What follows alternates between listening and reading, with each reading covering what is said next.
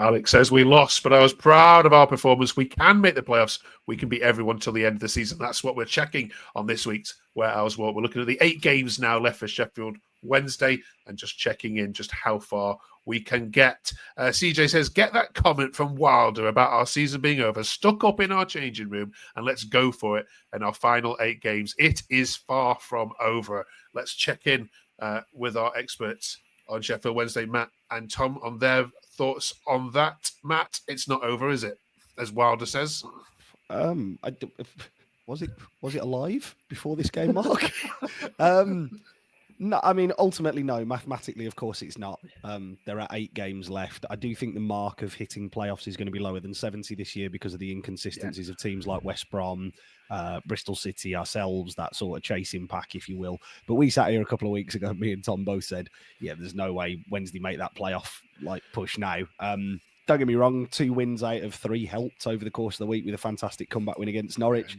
But yeah, I mean, I think realistically, you're going to have to win 8 games remaining, 7 of them. I think it's a tall order. Okay, Tom?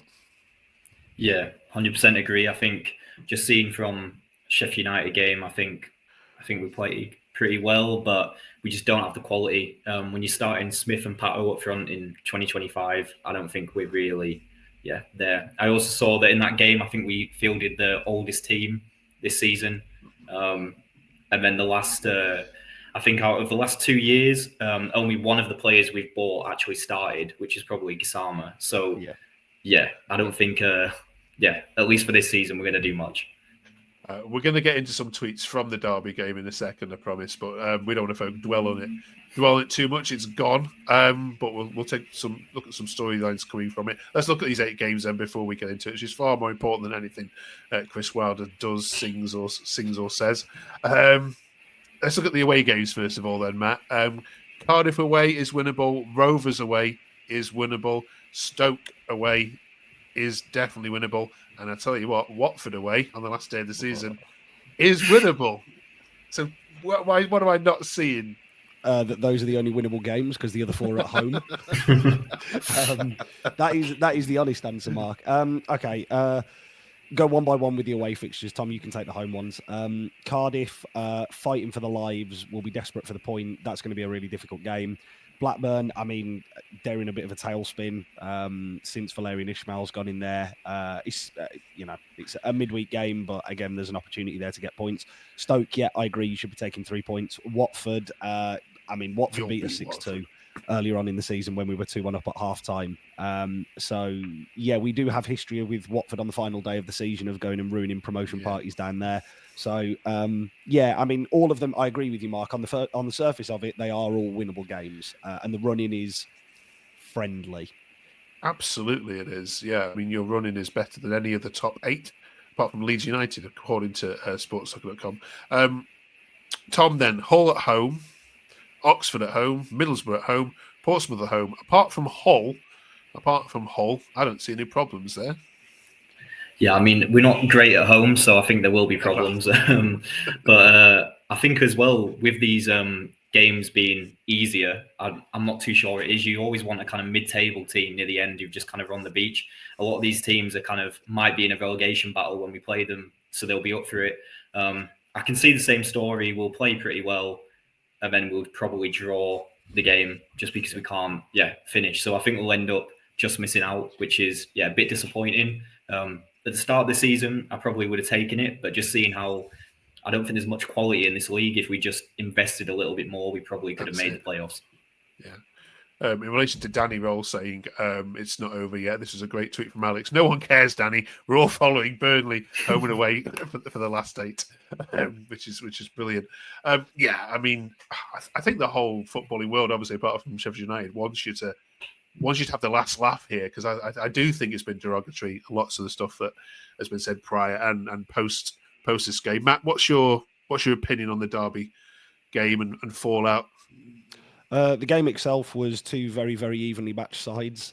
Much like it was in November, it's the moment of quality, and I don't think the moment of quality, I'm not talking about the finish, I'm talking about the turn, the run from Tyrese Campbell and the turn past Michael Ehekwa. Michael Ehekwa Barry Bannon and Michael Smith was our spine. That was our League One spine when we came up.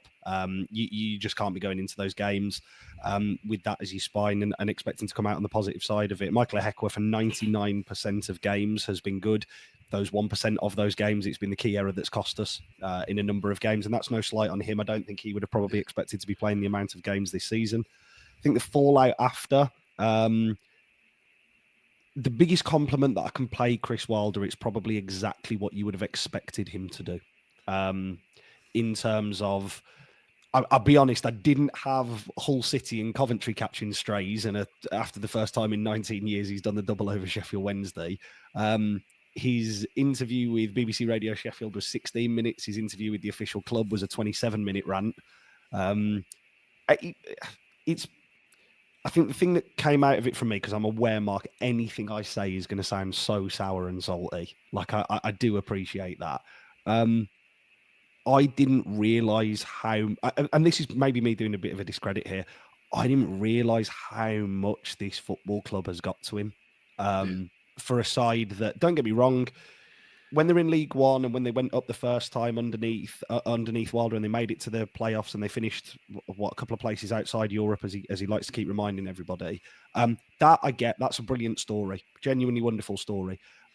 He then asked to resign twice and demanded a £4 million payoff. Eventually left, went to Middlesbrough, did nothing. Went to Watford, did nothing. Were Sheffield United in the position that they were in last year? If they're in a better position, Chris Wilder doesn't get the job. Chris Wilder only gets the job because he knows the club inside out. He seemed to, I thought, from a Sheffield United perspective, he actually seemed to diminish the job that Paul Heckingbottom had done there, which I thought was, really poor. I thought Heckingbottom did a really good job when he was there and took that squad on to where it is. And now he's continued all season to play the card of, we've had a 2-point deduction, we haven't been able to spend any money, and this is a squad that's been brought on rags and riches, and now we're here and all the rest of it. That's fine. I've got no problem with that, but it's just simply not true. You can't be going out and strengthening in January and claim that you've got nothing when you're spending 13 million quid on a forward. For me, all of the stuff afterwards with him singing in bars and all the rest of it, all it proves to me is just how much this football club got under his skin. The one thing I will say, Mark, here, is after all of the noise in the last 24 hours, you have to get promoted now.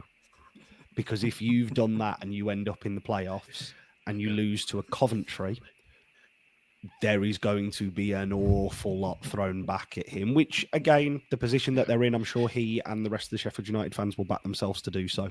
Yeah. But I would argue maybe Burnley's running is a little bit more favourable.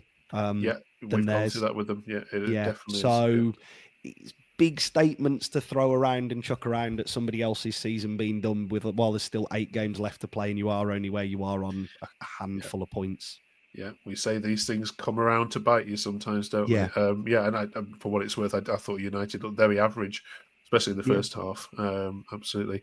There was some unsavoury incidents, Tom, of items being thrown onto the pitch. The club have put a statement out, not as quick as you put your statement out, which I thought was absolutely legendary. Throwing coins is the first time we've seen money on the pitch in 6 years. How do you mean that? You're so quick. How on earth did you get there? I mean, to be fair, it's not great look. I think people are calling us the FA investigation owls and stuff like this. It's like every game it seems that something's happening. But I mean, it's a derby, and then both sides there was stuff thrown and whatever. I think it just comes with the territory. But let's see what comes of it. I assume the person's going to get banned, and then they're going to be a long time out of Hillsborough. Yeah, and rightfully so. Sorry. Staying with you, Tom, this was one thing I never thought I'd be reading out. Rudy says, I know we weren't ever allowed to criticise Shay Charles, but he was awful today. Genuinely terrible, as was Josh Windass. And of course it was all about that yellow card and keep not being available for this game and avoiding that ban. And then, his performance wasn't great. What was your take on it? Yeah, I think our 3 best players that you'd say... maybe Charles, Bannon, Windass, maybe Gassama, all of them dropped stinkers, really. They didn't really turn up. And I think that really affected us. We were hoping Shay Charles doesn't get a yellow so we can play this game, and we might as well have not played, to be honest, which is, he's been our player of the season, and he just didn't have a great performance. But, yeah, on yellow cards, I think what really killed us was Pato's yellow card as well, which was just so stupid. He was having a great game, and then their player goes down, he kicks the ball at him on like the 15th minute and gets his stupid yellow. And then, yeah, you have the crowd loving it, and it's just like, come on, yeah. But and then he didn't come off for a while, and he basically was ineffective after that. So a lot of our big players just didn't turn up in the moments. Yeah. Just on his header in the first half, which had us all out, including myself, was that for you both? Was that a good save, or is that a poor header? It goes either side of him. That's a goal. I'll go first, Tom. The Michael Smith header. First off, let's credit the ball in, Mark, because the ball in is great.